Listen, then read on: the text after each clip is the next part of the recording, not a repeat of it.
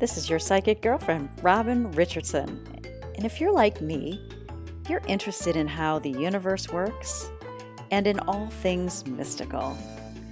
So let's explore it together. Sit back, relax, and enjoy the podcast.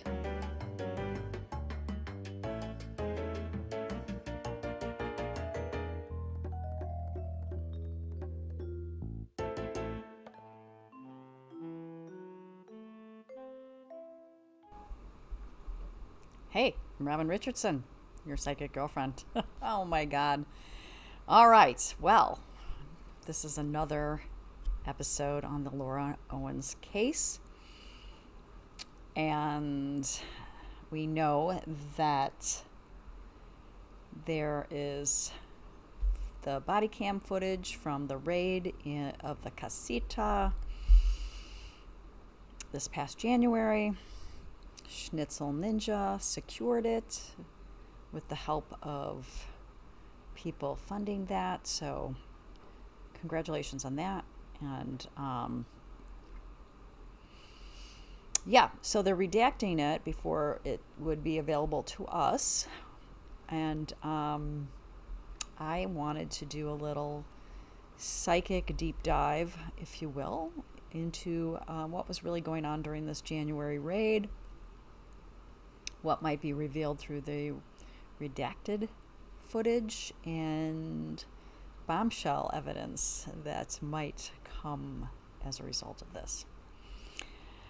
So I know that everybody has been obsessed with this. I have as well. And when I connect to it intuitively using some cards, the Lenormand cards, I'm always a little surprised and excited how aligned it is. Now, being a psychic and being involved with this, being interested in this case just as a person, I know that I often wonder if that kind of influences what comes to me. But, we might as well just share what we get, and you can take it with a grain of salt. This is my opinion. Could be right, could be wrong. It's just kind of fun. It's kind of a fun lens to look at, right? So before we start, let's tune into the energetic climate of 2025. And the energy was carrying very strong Capricorn and Aquarius influences, meaning that power structures were being tested, illusions were cracking, and long-held secrets were surfacing, which makes a lot of sense, right? So with Pluto near the end of Capricorn, the collective was being asked to confront corruption and abuse of authority, and it's no coincidence that this raid happened at that time. So I don't know Laura's birth time, but I do know her birth date, and I'm kind of dabble in astrology and what's like human design and gene keys. And so anyway, I kind of ran her report for her gene keys, and it suggests a pattern of intense control, shadow manipulation, and a need to dominate emotional narratives. So there's no big surprise here. Like, this is written in her stars, right? And there's also a strong signature of mental projection, like she's trying to rewrite reality with belief. And her mom, Jan Black or Elizabeth Naylor, also holds a more covert power dynamic.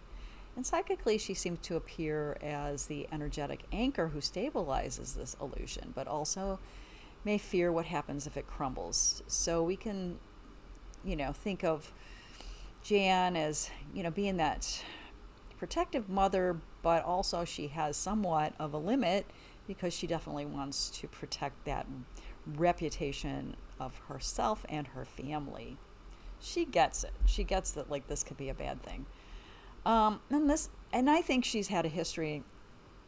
Echoes from the Tabernacle covered a lot about Mama Owens, and he calls her Mother Owens, and I really like how he approaches things. So like I noticed that Mother Owens, I don't know if Laura's her favorite daughter. I kind of feel like she knows that Laura is how do I say this? I want to say it like she knows that her daughter isn't nearly as capable or talented as her other daughter, and feels the need to boost her up whenever possible, to make her feel like she's beautiful and pretty and smart and all those things. And as a mother myself, I get it, but also she hasn't let Laura fly on her own, on her own. And I think that's part of the problem here with how Laura is been enabled to behave the way she has and creates so much chaos. And so so I don't know, this isn't just about Laura, it's really about this generational archetype being dismantled. And I think Jan, I don't know if she would look back and go, maybe I should have done something different. But if I were her, I would. I'd be like, maybe I shouldn't have coddled this one, right? You see it in the podcasts and how Laura is made up to be this successful person. And I jumped over to her LinkedIn and I'm like, of course, she's really never held a job.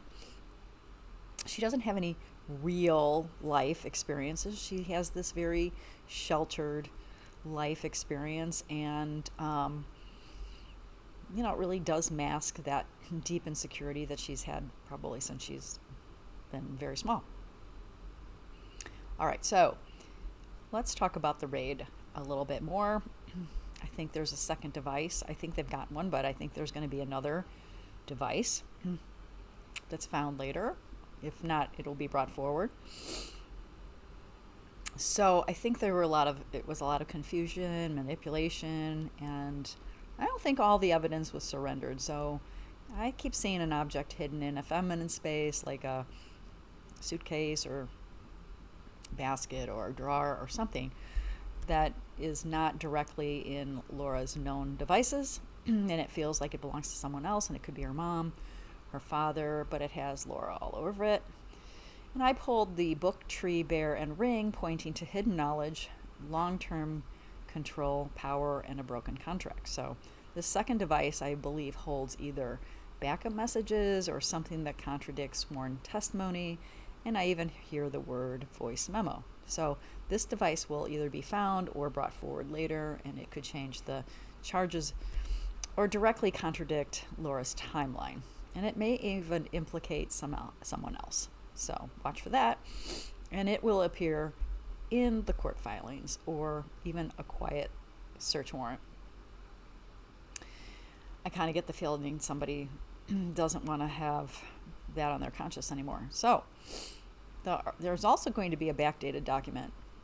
And this document that doesn't match the energy, and on paper it looks legal, but psychically I think it was created under pressure, backdated, and used to create a false narrative. And this document involves Laura's father. So this could connect to this whatever give and go, GoFundMe, whatever it was they have going on. And it could relate to guardianship, medical care, or financial control. So I see it as something that was typed up quickly, then printed and altered.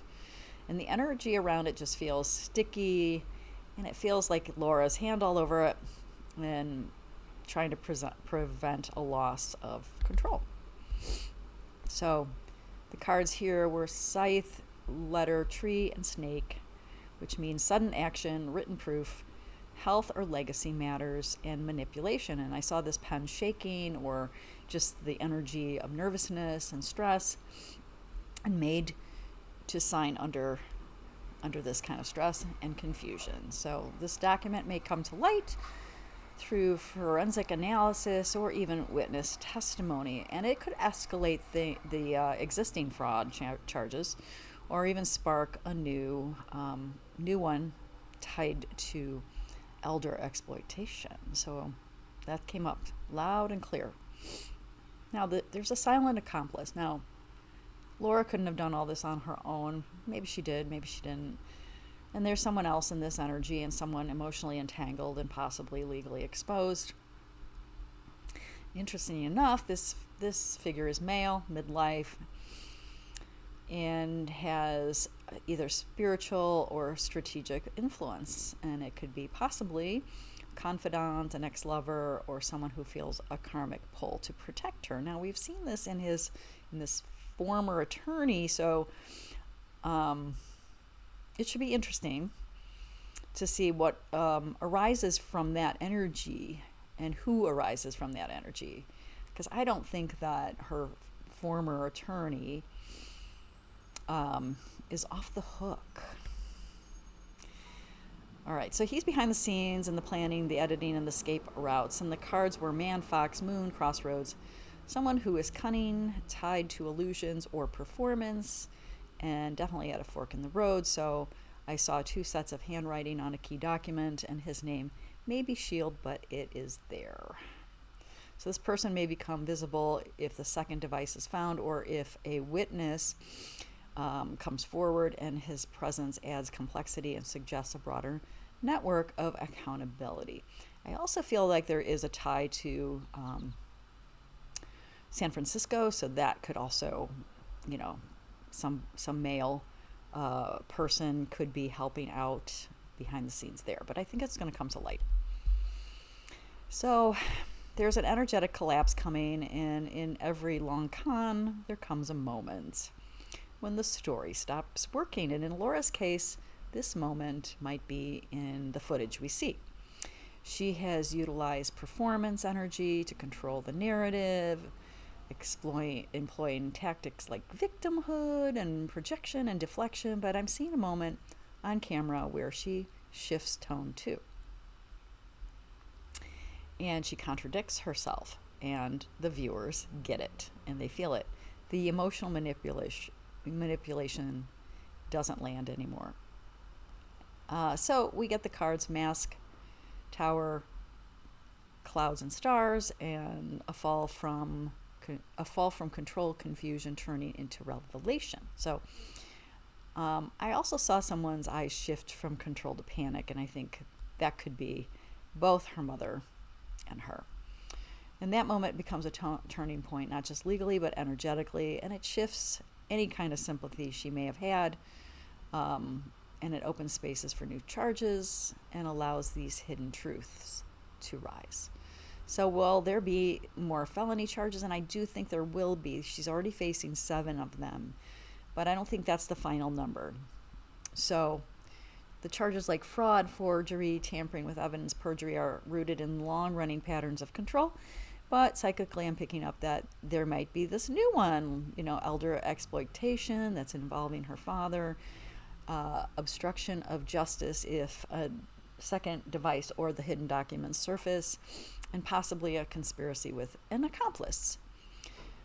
So there may be one charge that is upgraded or reclassified based on the digital evidence that's not yet public. So keep our eyes tuned for that.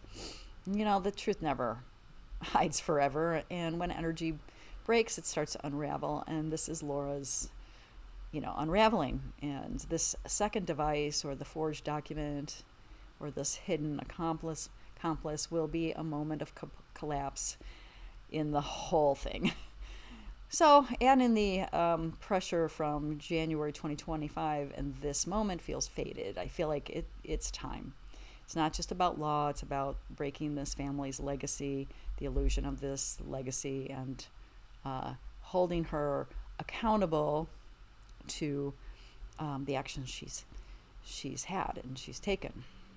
So if you felt any intuitive hits during this episode, drop them in the comments, because we're all connected and we all get hits, and it's okay if you're wrong. It's okay if I'm wrong, right? It's kind of interesting to just see what the vibe is. And if you like what's happening here, please like and subscribe, because we're just getting started. And I'm sure that once this trial goes, once filings start happening and all that good stuff, we're going to have a lot to talk about and a lot to look at. So you can find my readings at yourpsychicgirlfriend.com. You can book your one-on-one session with me. I also do free trainings and have a lot of different spiritual tools. You can find me on TikTok, Instagram, and Facebook as Your Psychic Girlfriend. And until next time, stay grounded, stay sharp, and don't allow anything hidden in your life. Just let it rise to the top. Be authentically you. And I'll see you in the next one.